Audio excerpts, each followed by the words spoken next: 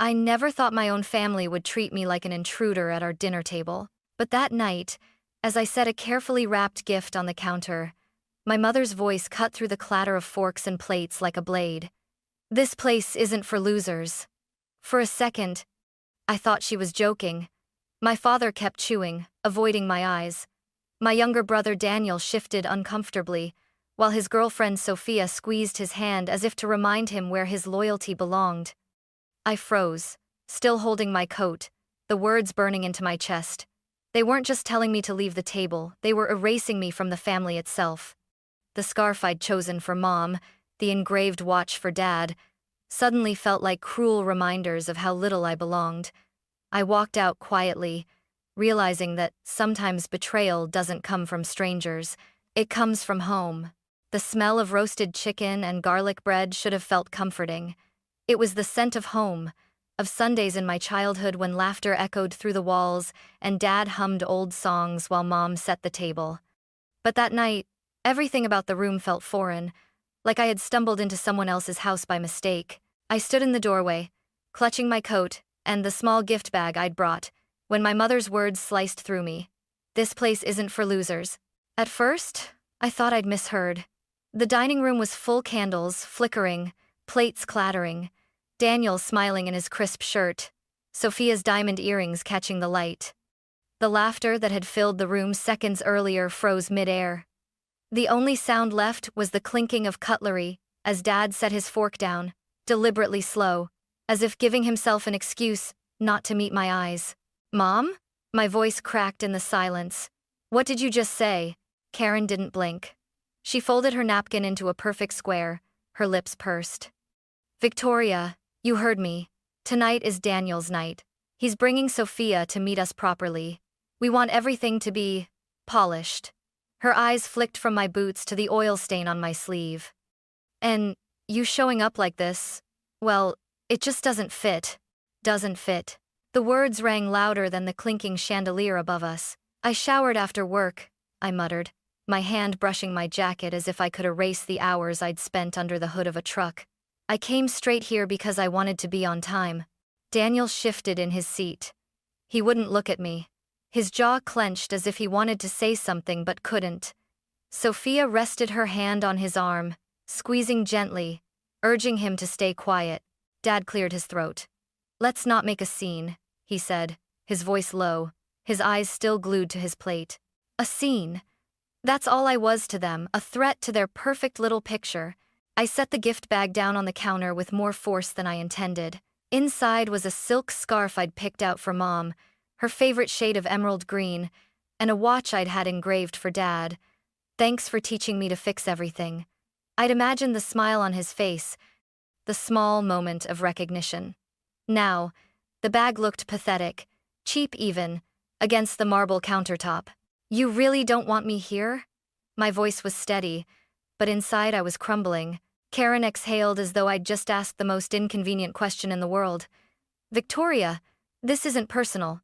It's just, Daniel deserves his moment. He's worked so hard, and Sophia's family, well, they're people of stature. You wouldn't understand." Her words landed heavier than the scarf in the bag. "You wouldn't understand." My hands trembled as I slid my arms back into my coat. I wanted to scream, to throw the gifts at their perfect china plates. To tell Sophia that Daniel would be nothing without the countless nights I'd covered for him, the rent I'd secretly paid, the job I'd helped him land. But no words came, only silence. I glanced at Daniel one last time, hoping for anything, an apology, a defense, a whisper of loyalty. But he sat frozen, his fork tight in his hand, eyes locked on the tablecloth. And that was my answer. I turned toward the door. The soft thud of my boots on the polished floor was the only sound as I left. No one followed me.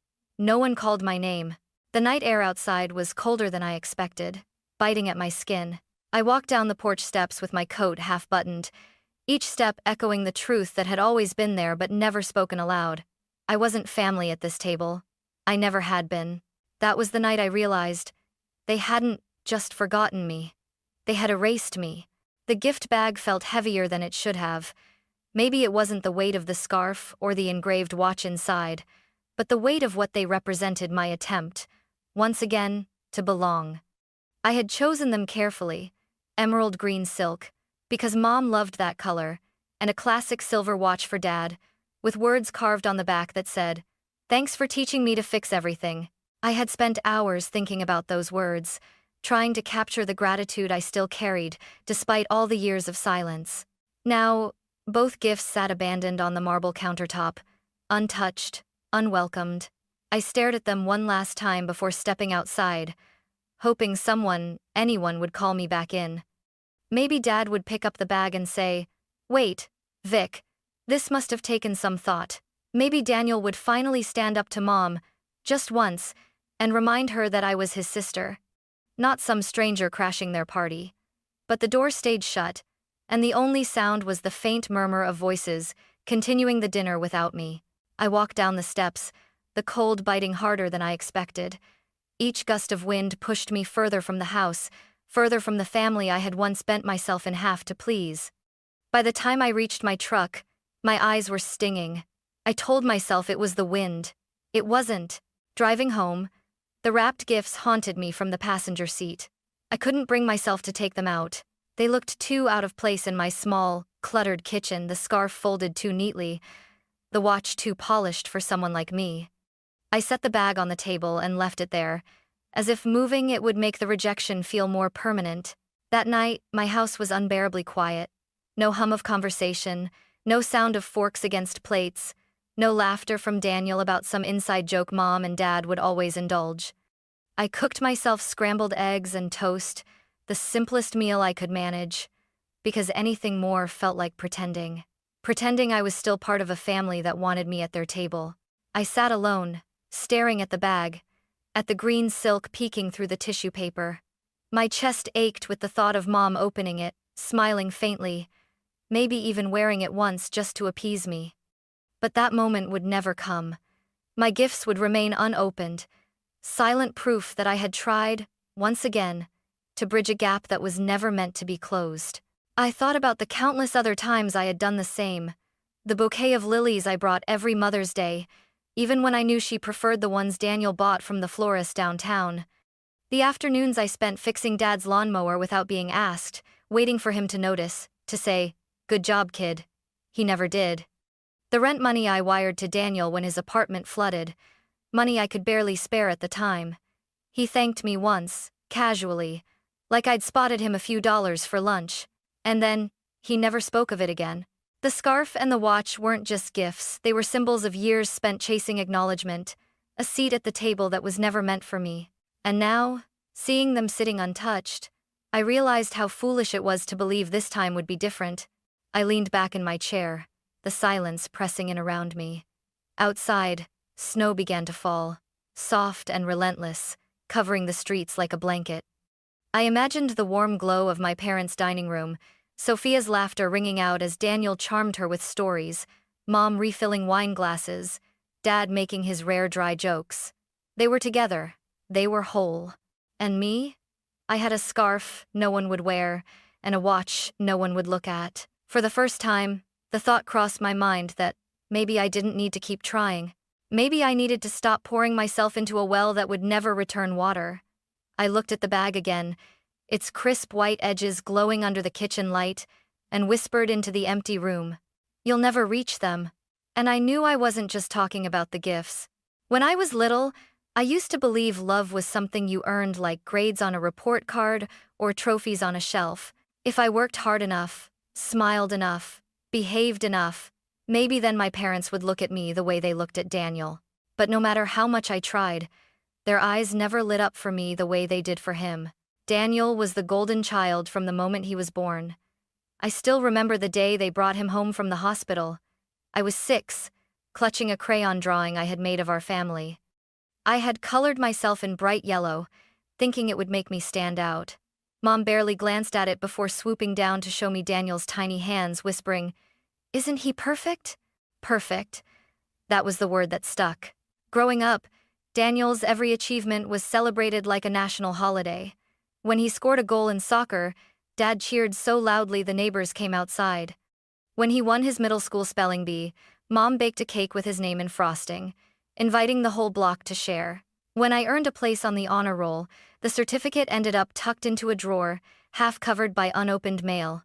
I told myself it didn't matter. I told myself I didn't need the spotlight. But the truth was, every time they clapped for him, I ached for even the smallest applause. By high school, the pattern had calcified. Daniel got a car for his 17th birthday, a shiny used Honda, but still, it was his. I got a pat on the shoulder and a reminder to be responsible. When Daniel failed his first college class, Dad drove 3 hours to help him talk to the professor. When I struggled through my first year at trade school, paying tuition with tips from my part-time job, Mom told me, "Well, you chose that path." I tried not to resent him. Daniel never asked to be their favorite. Sometimes, he even looked guilty when they praised him in front of me. But guilt never stopped him from soaking it all in. And when he grew older, he leaned into the role, comfortable in the glow I could never touch. The one memory that stings most happened when I was 21. Our old roof had started leaking, and Dad spent weeks complaining about the cost of repairs. I saved up quietly from my shifts at the shop, bought the materials myself, and climbed up there with a hammer and nails. It took me 3 weekends to patch it all. When the job was done, I expected at least a thank you.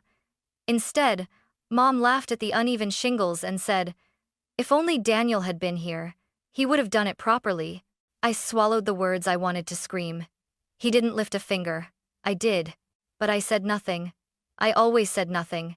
That silence became my curse. Every time Daniel faltered, I picked him up in secret. I covered his rent once when his internship didn't pay. I drove 3 hours in the middle of the night to tow his car when it broke down. I helped him rehearse speeches for his first job interview.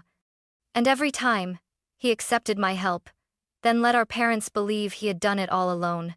Looking back now, I wonder if that's why Mom could call me a loser so easily at dinner. Maybe in her eyes, I had never been anything else. She had spent years convincing herself that Daniel was the achiever, the success story, the pride of the family. And me? I was just the one holding the safety net, invisible under the spotlight, carrying the weight but never seen. As I sat in my kitchen that night, the scarf and the watch staring at me like failed exams, memories pressed in from all sides. I saw myself at 12, holding up my art project while Mom praised Daniel's science fair ribbon. I saw myself at 16, working double shifts to afford my books, while Dad bragged about Daniel's summer soccer camp. I saw myself at 21, hammering nails into that roof while they laughed about my crooked work. Every memory was a bruise that never healed. And now, their words at dinner weren't just an insult, they were confirmation of something I had always feared. That no matter how much I gave, no matter how much I tried, I would never be enough. I leaned forward at my table, pressing my hands into my face, whispering to myself the truth that hurt more than anything. I was never meant to be seen. For years, I let their silence define me. If Mom said Daniel was the brilliant one, then maybe I was the background noise. If Dad never looked twice at my work, maybe it was worthless. But deep down, a voice kept whispering, "Prove them wrong." It started small, one late night at the shop where I worked.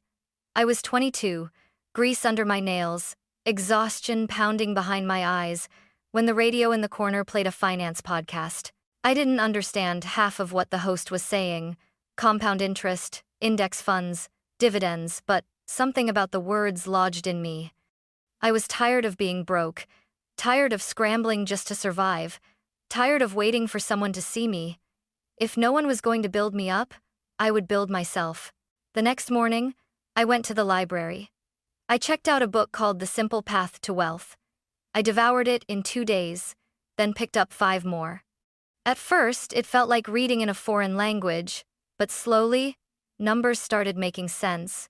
Money wasn't just survival, it was power, independence, proof. At 23, I opened my first brokerage account with just $700. It might as well have been $7 million to me. I remember staring at the screen, my hand shaking as I hit buy on my first index fund. I skipped new boots that winter, so I could add 300 more. I ate ramen 3 nights a week to scrape together every extra dollar. My coworkers teased me, called me cheap, I let them laugh. They didn't know I was planting seeds. By 25, I had started a routine. Wake up at 5 a.m., read finance blogs before work, track dividends during my lunch break, and pick up side jobs on weekends. Not for spending money, but for investing. Every oil change, every busted carburetor, every late-night tow went straight into my future. When I bought my house at 28, it was a wreck peeling paint, cracked pipes, a furnace that hadn't worked in years. Mom shook her head when she saw it, muttering, "Why would you waste money on that dump?" Daniel laughed, calling it a junkyard shack. They didn't come back to help. They didn't even ask how I managed. But I fixed every inch myself. Every dollar I saved on contractors went into my portfolio. And brick by brick, room by room, I made it mine. By 30, something remarkable had happened.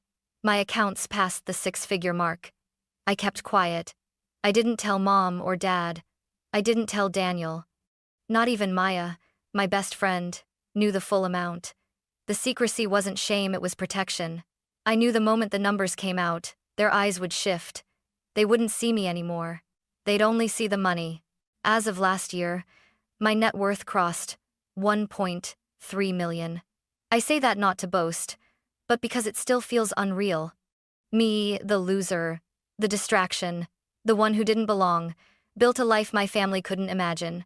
And I did it without applause, without recognition, without a single pat on the back. Sometimes I wonder if that's why I never shared it. Because part of me wanted to prove that their approval was never required, that I could become something on my own, quietly, without their help. And yet, there were nights I sat in my little kitchen, the scarf and the watch still waiting in their bag, and thought, if they only knew. If they only saw me for who I really am, not who they think I am. But then I remembered Mom's words at the dinner table. This place isn't for losers. Let them think I'm a loser. Let them think I'm invisible. They've never met the woman behind the steel-toed boots, the one who turned every ounce of rejection into fire. And when the truth finally came out, because secrets like mine never stay buried, I knew everything would change. It was 5 days after that dinner when I heard the crunch of tires on fresh snow outside my house. I was under the hood of an old pickup in my garage, grease smeared across my hands, when car doors slammed shut.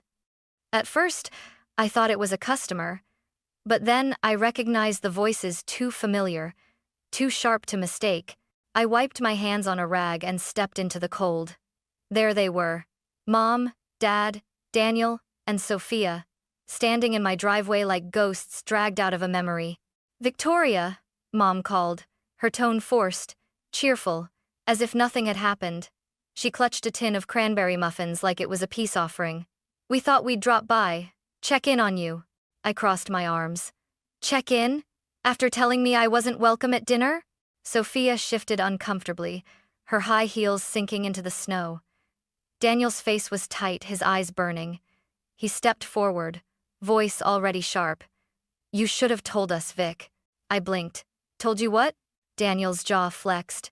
"About everything. That you helped me get my first job at the shop. That you vouched for me when I almost got fired. That you," his voice cracked, "you covered for me." I froze. My chest tightened. "And how exactly did you find out?" Sophia spoke up, arms crossed over her chest. "Evan told me. He said you practically trained him, that without you he wouldn't have had a career. He also mentioned your investments." Her eyes narrowed. "That you've been sitting on over $1 million and never said a word." The air turned brittle. Dad rubbed the back of his neck. "We had no idea, sweetheart." His voice was softer than I'd heard in years. I laughed bitterly. "Of course you didn't. You never asked." Daniel's face reddened. He jabbed a finger at me. "Do you know how humiliated I felt? Evan made me look like a fool in front of Sophia, in front of her family. He kept saying how much he admired you. You, of all people. Do you know what that does to me?"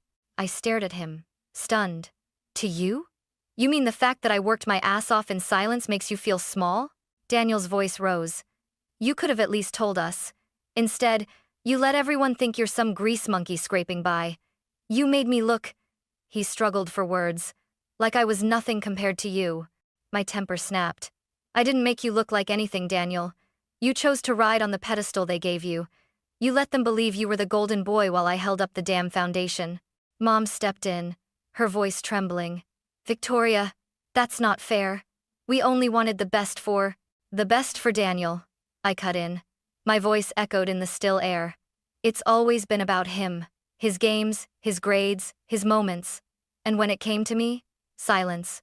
Or worse, mockery. Sophia shifted again, biting her lip.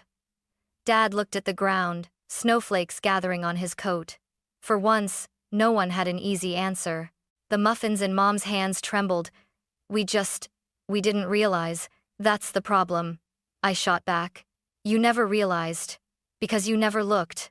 The silence that followed was thick, painful.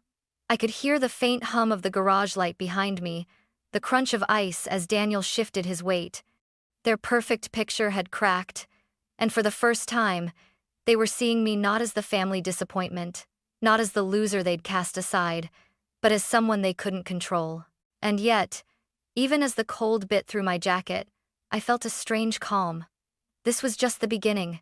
The storm had finally arrived. The cold air stung my cheeks, but the fire in my chest burned hotter. I looked at the four of them, Mom clutching her muffins like they could erase years of silence, Dad pretending to be small in his own coat, Daniel glaring like I had stolen something from him, and Sophia shifting uneasily, caught in the crossfire. You never cared, I said, my voice low but sharp. Not once. All those years I tried to belong, you never saw me. And now that you find out I have money, now you show up at my door. Mom's lips trembled. It's not about money, Victoria, I snapped. Don't you dare stand here and lie to me. Because if Evan hadn't told you, you'd still think I'm nothing more than the grease under my nails. Dad finally lifted his eyes. That's not true. We were just trying to… To what? My laugh was bitter. Protect Daniel? Protect your perfect picture? I've been the scapegoat my entire life so he could shine brighter. Do you even remember when I fixed the roof by myself? When I paid his rent behind your backs? When I spent 3 weekends patching this family together while you pretended not to see me? Daniel stepped forward, his fists clenched. Stop acting like you're some kind of martyr. You helped because you wanted to. Nobody asked you to. My blood boiled. Nobody asked me? Daniel, you called me at 2 a.m. when your car broke down in the middle of nowhere.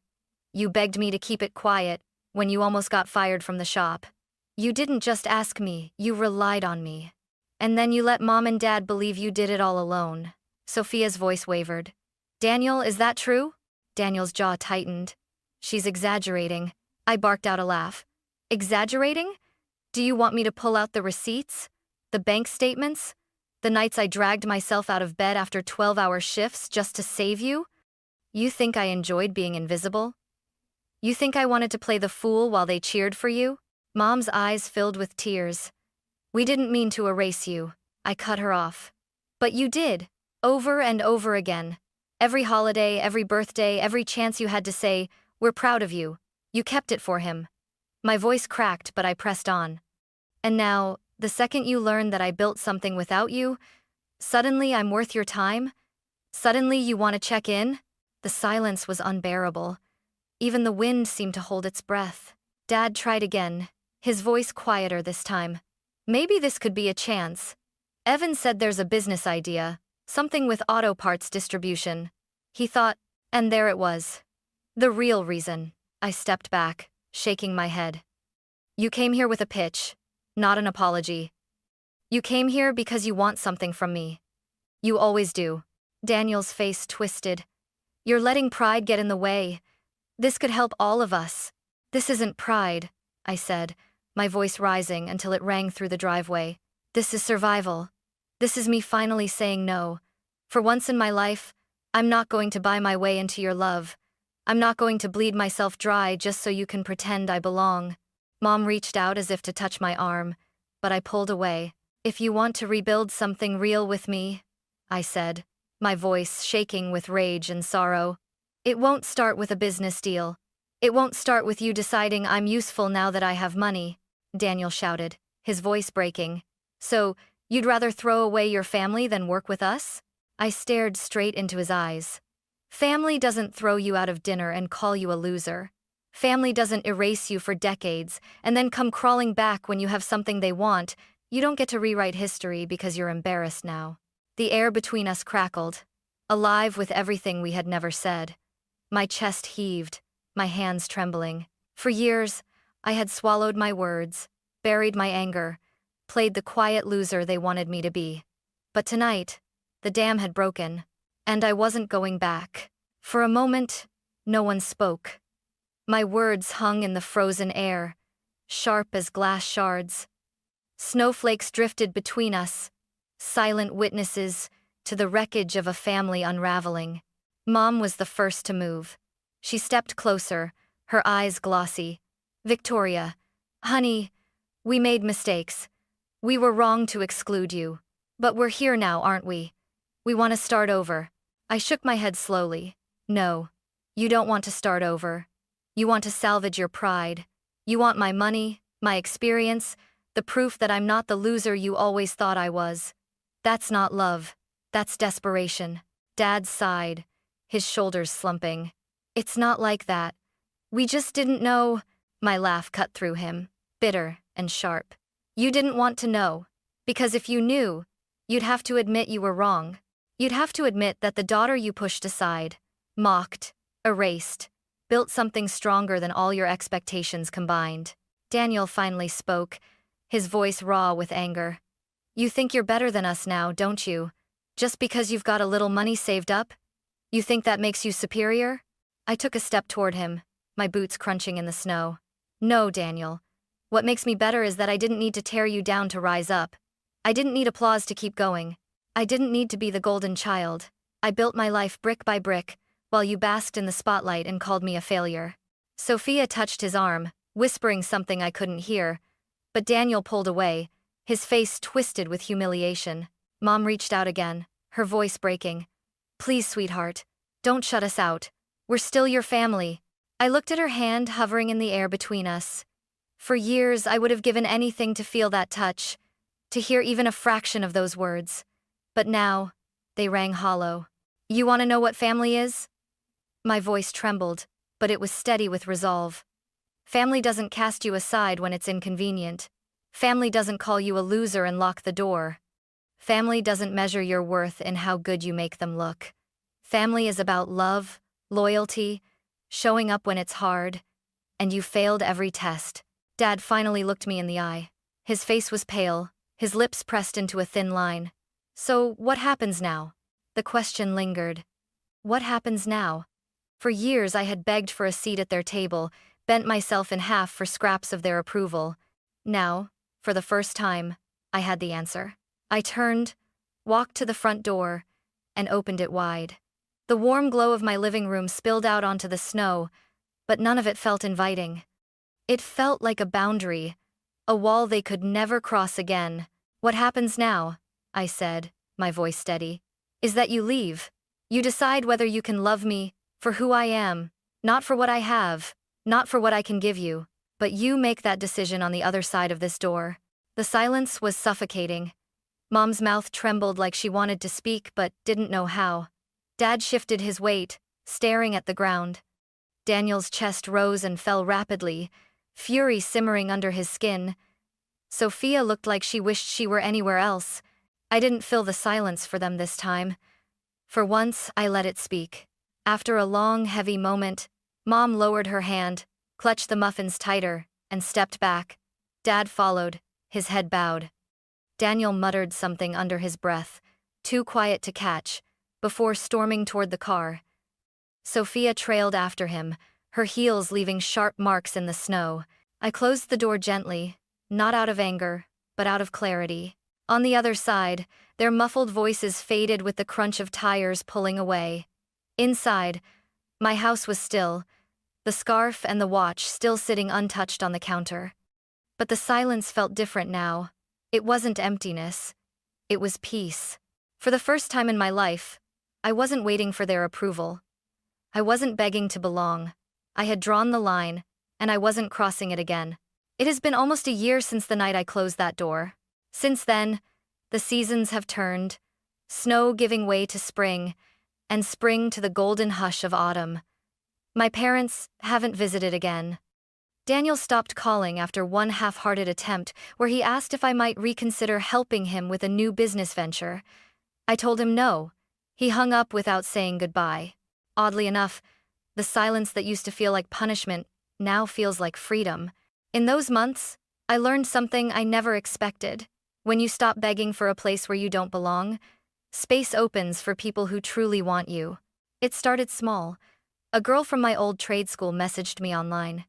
She said she'd heard rumors about how I built my portfolio and wanted advice. I hesitated, then invited her to meet at the community garage. One conversation turned into five turned into 10. Soon, I was giving weekend workshops on financial literacy for women who worked with their hands, women who were told their worth stopped at their paychecks. Standing in that grease-stained garage, chalk in hand, explaining compound interest to a room full of wide-eyed young mechanics, I felt something I had never felt at my parents' table: belonging. And then there was Mrs. Anderson, my elderly neighbor. She became my unexpected family. Every week, she'd wave me over to fix something in her house, always with cookies or pie waiting. She told me stories of her late husband, of raising children who didn't always understand her. Home, she said one afternoon as we drank tea in her kitchen, isn't where you're born, it's where you're seen. Her words stuck with me. Of course, Maya never left my side. She'd pull into my driveway with her beat-up Jeep, blasting music, holding 2 coffees and a box of donuts. "You working again?" she'd tease, brushing sawdust off my sleeves. We'd sit on my porch as the sun went down, talking about everything and nothing. She never once asked me about numbers in my bank account. She only cared if I was happy. One evening, as we watched the apple trees I planted begin to blossom, Maya asked softly, "Do you ever think about going back? To them?" I didn't need to ask who she meant. I took a deep breath, the cool air filling my lungs. "Not unless they see me without the $1 million, without the success, without the armor." Maya nodded. "They probably won't." "I know." I smiled faintly. "And that's okay. Because I wasn't building for them anymore. I was building for me." I walked through my yard that night, my boots crunching softly against the grass.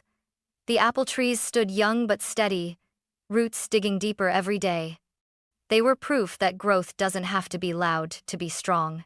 Proof that even after winters of silence and rejection, something beautiful can still take root. Inside my house, the scarf and the watch still sat in their gift bag, unopened. I thought about throwing them away more than once, but I never could. They weren't reminders of failure anymore. They were reminders of the girl who kept trying, who kept hoping, even when hope was the loneliest thing in the world. I touched the bag gently and whispered, "Thank you for teaching me." Later that night, standing in my quiet kitchen, I finally said the words I had carried for years but never believed until now. I am not a loser, and for the first time, I didn't need anyone else to tell me otherwise.